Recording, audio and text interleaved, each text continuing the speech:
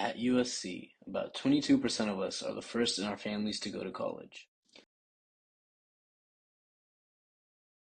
And My name is Ekimresh. I'm currently a junior and my major is electrical engineering. So my name is Anush Patel. I'm a junior and I'm studying computer science right now. Hi, my name is Kyle. I'm a junior and my major is computer science. being first gen means that you just have to figure out college without a blueprint. Yeah, sure. So my biggest culture shock was how easy people were willing to spend money. For example, a lot of my first year freshman suite mates and a lot of my friends are willing to spend money on things like DoorDash, on random school nights, which I thought was pretty shocking since they had food in the fridge, leftovers, and groceries, but they still choose to exchange some money for a little bit of their time. The stats show us what we're up against. 79% of students maintain employment during academic pursuits. 27% of students balance full-time work with their school requirements. 33% of students have increased rates of anxiety and depression compared to their peers. Nationally, 25% of students graduate within the 4-year time frame versus 70% for students with college-educated parents. Behind these numbers are real students dealing with imposter syndrome. These students feel like they don't really belong here.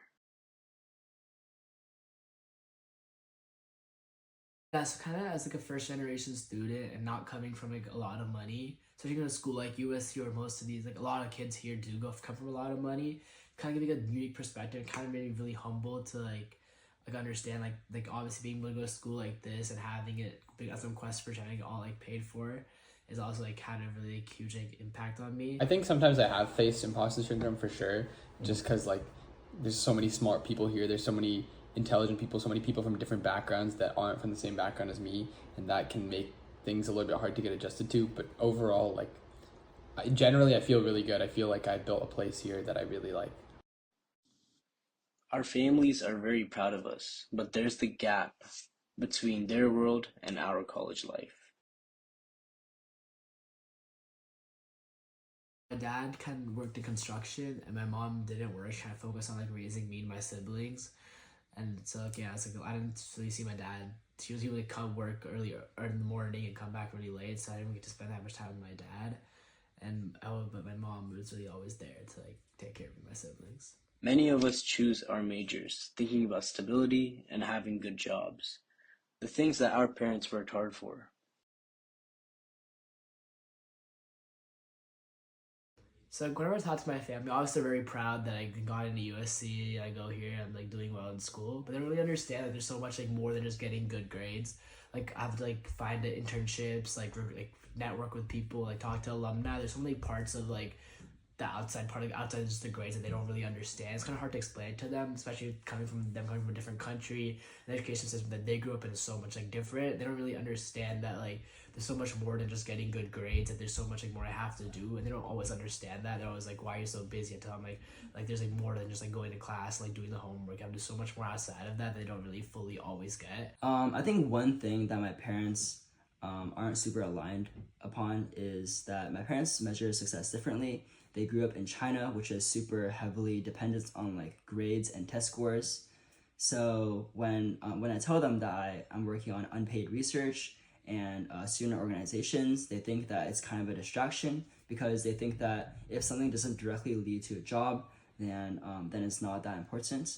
But I had to explain to them that it's for like learning purposes and it's good for long-term career growth.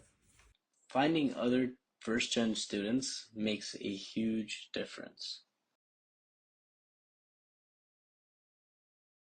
So kind of one of the first ways like I found a community at USC was like Russia fraternity, and like that fraternity kind of like met a lot of people and that like really like, understood like my background and where I came from. Like also like it offer I haven't paid any dues because like they offered a lot of scholarships to help people that were in my position that could not pay the enormous dues that all these fraternities charge. A lot of these groups offer scholarships too, like fraternities that waive dues for first gen students. USC has actually stepped up with resources for first-generation students.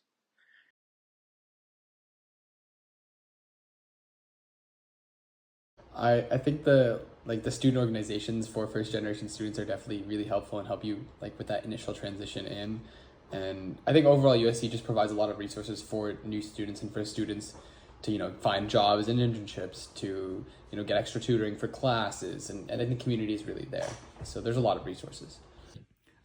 Yeah, so one resource that I found super useful was the First Generation Plus Success Center, where I was able to meet my mentor, who I super like, and he was able to direct me to career opportunities and other opportunities that I wouldn't have otherwise applied to. And he was actually the person who referred me to the internship that I did last summer. First-generation students at USC now graduate at 92%, nearly matching the overall campus rate of 93%. What would we tell incoming first-generation Trojans?